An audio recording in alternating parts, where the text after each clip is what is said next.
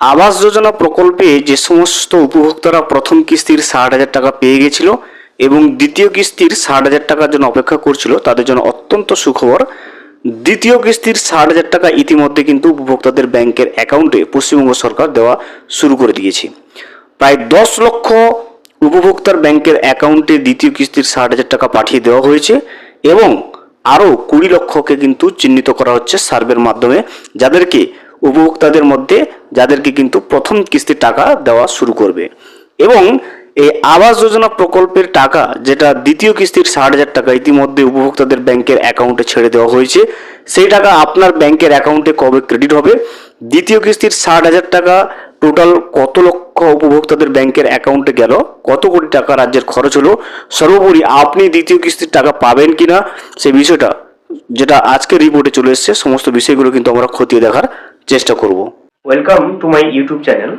ভিডিওটি দেখার জন্য অসংখ্য ধন্যবাদ। ভিডিওটি সম্পূর্ণভাবে দেখার আগে ছোট্ট একটা অনুরোধ, যদি চ্যানেলে নতুন হয়ে থাকেন অবশ্যই চ্যানেলটা সাবস্ক্রাইব করে রাখবেন এবং নোটিফিকেশনটা অন করে রাখবেন এই ধরনের সমস্ত আপডেট কিন্তু সবার আগে পাওয়ার জন্য। চলুন আজকের ভিডিওটি আমরা বিস্তারিতভাবে দেখে নিই। 10 লক্ষ জনকে দ্বিতীয় কিস্তির টাকা, চিহ্নিত আরও 20 লক্ষ। রাজ্যের আবাসন প্রকল্পকে আরও স্বচ্ছ ও গতিশীল করতে একই দিনে দুটি বড় পদক্ষেপের ঘোষণা করল পশ্চিমবঙ্গ সরকার। একদিকে পশ্চিমবঙ্গ আবাস প্রকল্পের আওতায় প্রথম কিস্তির অর্থ লিন্টন স্তর পর্যন্ত নির্মাণ কাজ শেষ করা 10,23,389 জন উপভোক্তার ব্যাংক অ্যাকাউন্টে দ্বিতীয় ও শেষ কিস্তির 60,000 টাকা পাঠানো শুরু হয়েছে।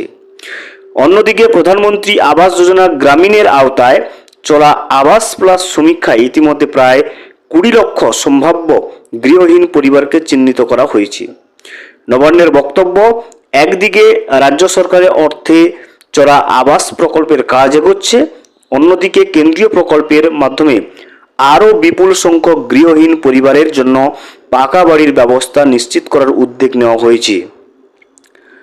বৃহস্পতিবার নবান্নে আয়োজিত অনুষ্ঠানে মুখ্যমন্ত্রী শুভেন্দু অধিকারী জানান, এদিন একসঙ্গে 10 লক্ষেরও বেশি উপভোক্তার অ্যাকাউন্টে দ্বিতীয় কিস্তির টাকা পাঠানো হয়েছে।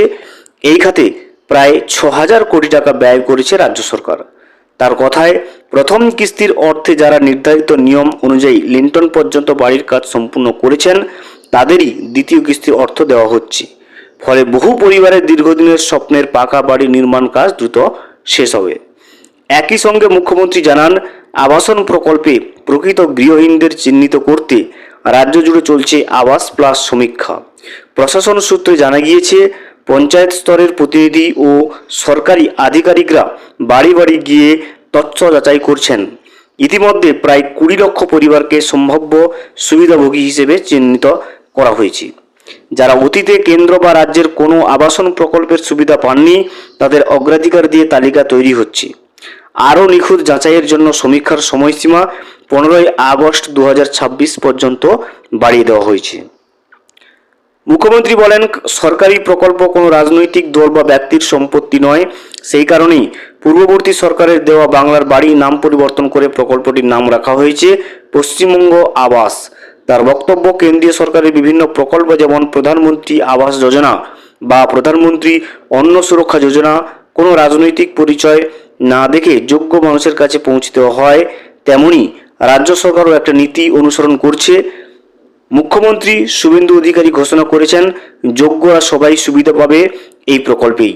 উপভোক্তাদের রং দেখব না, ধর্ম দেখব না। অনুষ্ঠানে মুখ্যমন্ত্রী আরও জানান, আবাস প্রকল্পের সুবিধা শুধু বাড়ি নির্মাণের সীমাবদ্ধ থাকবে না। বাড়ি সম্পূর্ণ হলে স্বচ্ছ ভারত মিশনের আওতায় শৌচাগার নির্মাণের জন্য 12,000 টাকা দেওয়া হবে।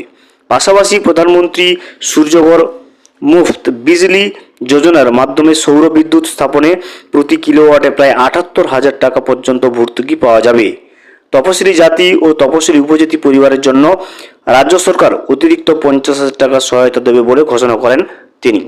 তো দেখতে পাচ্ছেন, ইতিমধ্যে 10 লক্ষ উপভোক্তার ব্যাংকের অ্যাকাউন্টে দ্বিতীয় কিস্তির 60,000 টাকা রাজ্য সরকারের তরফ থেকে ছেড়ে দেওয়া হয়েছে এবং নতুন যে সমীক্ষাটা প্রধানমন্ত্রী আবাস যোজনার আওতায় চলছে, সেটা 15 আগস্ট পর্যন্ত বাড়িয়ে দেওয়া হয়েছে।